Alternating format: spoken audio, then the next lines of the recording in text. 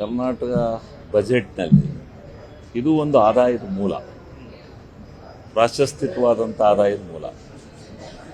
ಇದನ್ನು ಸುವ್ಯವಸ್ಥಿತವಾಗಿ ನಿರ್ವಹಣೆ ಮಾಡಿ ಕೊಟ್ಟಾಗ ಮಾತ್ರ ಹಣಕಾಸಿನ ವ್ಯವಸ್ಥೆ ಸರಿ ಹೋಗುತ್ತೆ. ಅದಕ್ಕೋಸ್ಕರ ಇದು ಸರಿಯಾಗಿ ನಿಭಾಯಿಸ್ತಾರೆ ಅಂತ ಕೊಟ್ಟಿರ್ಬೋದು. ಹಣಕಾಸಿನ ವ್ಯವಸ್ಥೆಯಲ್ಲಿ ಹಣಕಾಸು ಕ್ರೋಢೀಕರಣ ಸೋರಿಕೆ ಆಗದಂಗೆ ತಡೆಗಟ್ಟಿ ಉತ್ತಮವಾದಂಥ ರೀತಿಯಲ್ಲಿ ನಿರ್ವಹಣೆ ಮಾಡಬೇಕು ಅನ್ನೋ ಉದ್ದೇಶದಿಂದ ಕೊಟ್ಟಿದ್ದಾರೆ ಅಂತ ಕಾಣುತ್ತೆ. ಜವಾಬ್ದಾರಿಯುತವಾಗಿ ಮಾಡೋಣ. ಬರಲಿ, ಅಲ್ಲಿ ಕಳಂಕ ಯಾರು ಹೊತ್ಕೊಂಡೋ ಏನೋ ಬಿಟ್ಟನೋ, ನಾವು ಕಳಂಕ ರಹಿತರಾಗಿ ಕೆಲಸ ಮಾಡ್ತೀವಿ. ಅದರಲ್ಲಿ ಯಾವುದೇ ಅನುಮಾನ ಬೇಡ. ಕಳಂಕ ರಹಿತರಾಗಿ ಕೆಲಸ ಮಾಡ್ತೀವಿ. ಇದು ಇಲಾಖೆನೇ ಅಂಥದ್ದು, ಸಾರ್ವಜನಿಕರ ಇಲಾಖೆ, ದಿನನಿತ್ಯದ ವ್ಯವಸ್ಥೆ ಒಳಗಿರುವಂಥ ಇಲಾಖೆ. ಅದರಿಂದ ಯಾವಾಗಲೂ ದುಡ್ಡಾಡೋ ಇಲಾಖೆ, ಹಣದ ವಹಿವಾಟು ನಡೆಯೋ ಇಲಾಖೆ. ಅದರಿಂದ ಭ್ರಷ್ಟಾಚಾರಗಳು ಹೇಳ್ತಾ ಇರ್ತಾರೆ. ಯಾರು ಆಗದವರು, ಓದೋರು, ಮಾಡಿದವರು, ವೈರಿಗಳು ಎಲ್ಲ ಹೇಳ್ತಾ ಇರ್ತಾರೆ. ಅದಕ್ಕೆ ಮೂಲ ಪ್ರಾಮಾಣಿಕವಾಗಿ ಮಾಡೋಣ. ಈಗ ನಾಳೆಯಿಂದ ಬಿಡದಿ ಟೌನ್ಶಿಪ್ ಮತ್ತೆ ಈ ವಾಲ್ಮೀಕಿ ನಿಗಮದ ಹಗರಣ, ನಾಗೇಂದ್ರ ಅವರ ರಾಜೀನಾಮೆ ಇದೆಲ್ಲ ಇಟ್ಕೊಂಡು ಮೊದಲ ದಿನದಿಂದ ಪ್ರತಿಭಟನೆ ಮಾಡೋಕ್ಕೆ ಪ್ಲಾನ್ ಮಾಡಿದ್ದಾರೆ. ಪ್ರತಿಭಟನೆ ವಿರೋಧ ಪಕ್ಷದ ಕರ್ತವ್ಯ, ಮಾಡ್ತಾರೆ. ನಾವು ವಿರೋಧ ಪಕ್ಷದಲ್ಲಿದ್ದಾಗ ಅದನ್ನೇ ಮಾಡ್ತಿದ್ದಲ್ವಾ. ನಾಗೇಂದ್ರ ರಾಜೀನಾಮೆ ಕೊಡಬೇಕು ಅಂತ ಅನ್ನೋದಾದ್ರೆ ಅವರು ಇನ್ನೂ ಅಪರಾಧಿ ಅಂತ ಪ್ರೂವ್ ಆಗಿಲ್ಲ. ಅಪರಾಧಿ ಅಂತ ಹೇಳಿ ಶಿಕ್ಷೆ ಆದ್ಮೇಲೆ ಅವ್ರು ರಾಜೀನಾಮೆ ಕೊಡ್ಬೇಕಾಗ್ತದೆ. ಮಾಡಿದೀವಿ ನೋಡ್ರಿ. ಯಾವ ಖಾತೆ ಕೊಟ್ಟರು ಮಾಡಬೇಕಾದ್ದು ನಮ್ಮ ಕರ್ತವ್ಯ. ಯಾರಾದರೂ ಒಬ್ರು ಮಾಡಲೇಬೇಕಲ್ಲ.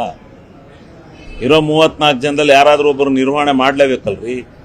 ಅದು ಈ ರಾಜ್ಯದ ಸಂಪನ್ಮೂಲನ ಕ್ರೋಢೀಕರಣ ಮಾಡಿ ಈ ರಾಜ್ಯಕ್ಕೆ ಒಳ್ಳೆ ಆಡಳಿತ ವ್ಯವಸ್ಥೆ ಕೊಡಬೇಕು, ಹಣಕಾಸಿನ ವ್ಯವಸ್ಥೆ ಸರಿದೂಗಿಸ್ಬೇಕು ಅಂದ್ರೆ ಅದು ಒಂದು ಉತ್ತಮವಾದಂಥ ಖಾತೆ, ಬಹಳ ದೊಡ್ಡ ಖಾತೆ. ಏನಾರ ಮಾಡಲಿ ಆರೋಪಗಳು ಮಾಡೋಕ್ಕೆ ವಿರೋಧ ಪಕ್ಷದಲ್ಲಿರೋದು. ಅಲ್ಲಿ ನಡೆಯುವಂಥ ಆ ಭ್ರಷ್ಟಾಚಾರಗಳನ್ನು ತಡೆಗಟ್ಟಿ ಉತ್ತಮವಾದಂಥ ಆಡಳಿತ ವ್ಯವಸ್ಥೆ ತರುವಂಥ ಒಂದು ಮಾರ್ಗದಲ್ಲಿ ಹೋಗೋಣ. ಹೌದು, ಈಗ ಮಂತ್ರಿಗಳಾಗಿ ಕೆಲಸ ಮಾಡಬೇಕಾಯ್ತು. ವಿರೋಧ ಪಕ್ಷದಲ್ಲಿ ಸುಮಾರು 15-16 ವರ್ಷ ವಿರೋಧ ಪಕ್ಷದಲ್ಲಿ, ಈಗ ಶಾಸಕರಾಗಿ 3 ವರ್ಷ ಮಾಡಿದೆ. ಈಗ ಸಿಕ್ಕಿದೆ, ನೋಡೋಣ ನಿರ್ವಹಣೆ ಮಾಡಿ. ಬಾಯಿಗೆ ಯಾಕೆ ಬೀಗ ಹಾಕ್ತಾರೆ? ನಂದೇನು ಬಾಯಿ ನಿಲ್ಲಲ್ಲ. ಯಾವುದು ವಿಚಾರ ಇರುತ್ತೆ ತಾತ್ವಿಕವಾದಂಥ ವಿಚಾರ, ಅದಕ್ಕೆಲ್ಲ ಕೂಗಿದ್ದೇ ಇರುತ್ತೆ. ಈಗಲೂ ಅಸೆಂಬ್ಲಿ ಪ್ರೀತಿ ಮಾಡ್ತಾರೆ, ಒಳ್ಳೇದಲ್ಲ.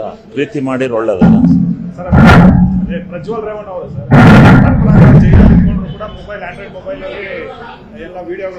ಈಗ ಅದು ಯಾಂಗಾಗಿದೆ ಏಕಾಗಿದೆ ಅಂತ ನನಗೆ ಗೊತ್ತಿಲ್ಲ.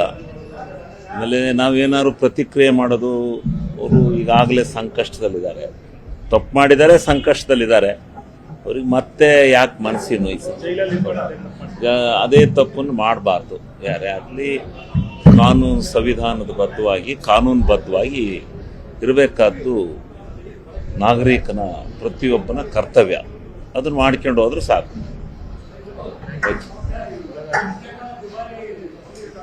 ಮತ್ತು ನೋಡೋಣ ಏನು ದುಬಾರಿ ಐತಿ ಅಂತೇಳಿ ಪರಿಶೀಲನೆ ಮಾಡೋಣ. ಜಾಸ್ತಿ ಆಗಿದ್ದು ನಾನು ಇವತ್ತಿನ್ನೂ ನಾನು ಚಾರ್ಜ್ನೇ ತಗೊಂಡಲ್ಲ. ನೋಡೋಣ ಏನಾಗಿದೆ ಅಂತ ಆಮೇಲೆ ನಾನು ಹೇಳ್ತೀನಿ. ಏನೇನು ದುಬಾರಿ ಐತಿ ಅಂತ ನೋಡಿ ಹೇಳೋಣ. ಆದರೂ ಕುಡಿಯೋದೇನು ಕಡಿಮೆ ಆಗಿಲ್ಲ.